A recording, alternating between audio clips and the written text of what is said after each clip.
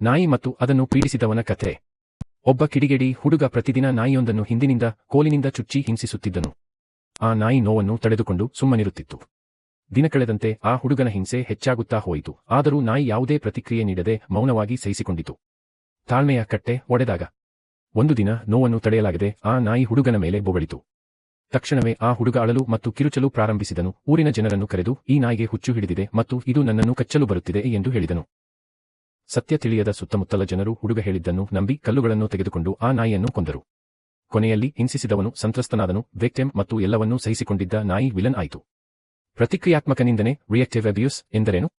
ಮನೋವಿಜ್ಞಾನದಲ್ಲಿ ಇದನ್ನು ಪ್ರತಿಕ್ರಿಯಾತ್ಮಕ ನಿಂದನೆ ರಿಯಾಕ್ಟಿವ್ ಅಬ್ಯೂಸ್ ಎಂದು ಕರೆಯಲಾಗುತ್ತದೆ. ನಮ್ಮ ಜೀವನದಲ್ಲೂ ಅಷ್ಟೇ ಕೆಲವರು ನಮ್ಮನ್ನು ಪದೇ ಪದೇ ಕೆರಳಿಸುತ್ತಿರುತ್ತಾರೆ. ಟ್ರಿಗರಿಂಗ್. ನಾವು ತಾಳ್ಮೆ ಕಳೆದುಕೊಂಡು ಪ್ರತಿಕ್ರಿಯಿಸುವವರೆಗೆ ಅವರು ನಮ್ಮನ್ನು ಕೆರಳಿಸುತ್ತಲೇ ಇರುತ್ತಾರೆ.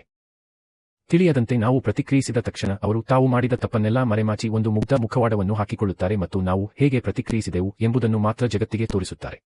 ಅವರು ತಮ್ಮನ್ನು ಸಂತ್ರಸ್ತರೆಂದು ತೋರಿಸಿಕೊಂಡು ನಮ್ಮನ್ನು ಒಬ್ಬ ಕೆಟ್ಟ ವ್ಯಕ್ತಿಯಂತೆ ಬಿಂಬಿಸುತ್ತಾರೆ. ಮುಖ್ಯ ಸಂದೇಶ: ಯಾರಾದರೂ ನಿಮ್ಮನ್ನು ಉದ್ದೇಶಪೂರ್ವಕವಾಗಿ ಕೆರಳಿಸುತ್ತಿದ್ದಾರೆ ಎಂದು ನಿಮಗೆ ತಿಳಿದರೆ ಸಾಧ್ಯವಾದಷ್ಟು ಪ್ರತಿಕ್ರಿಯಿಸದೆ ಮೌನವಾಗಿರುವುದೇ ಉತ್ತಮ. ಈ ಜಗತ್ತು ನೀವು ಅನುಭವಿಸಿದ ಕಷ್ಟಗಳನ್ನಾಗಲಿ ಅಥವಾ ನಿಮ್ಮನ್ನು ಕೆರಳಿಸಿದ ವಿಷಯವನ್ನಾಗಲಿ ಗಮನಿಸುವುದಿಲ್ಲ, ಬದಲಾಗಿ ಆ ಪರಿಸ್ಥಿತಿಯಲ್ಲಿ ನೀವು ಹೇಗೆ ಪ್ರತಿಕ್ರಿಯಿಸಿದಿರಿ ಎಂಬುದರ ಆಧಾರದ ಮೇಲೆ ನಿಮ್ಮನ್ನು ನಿರ್ಣಯಿಸುತ್ತದೆ.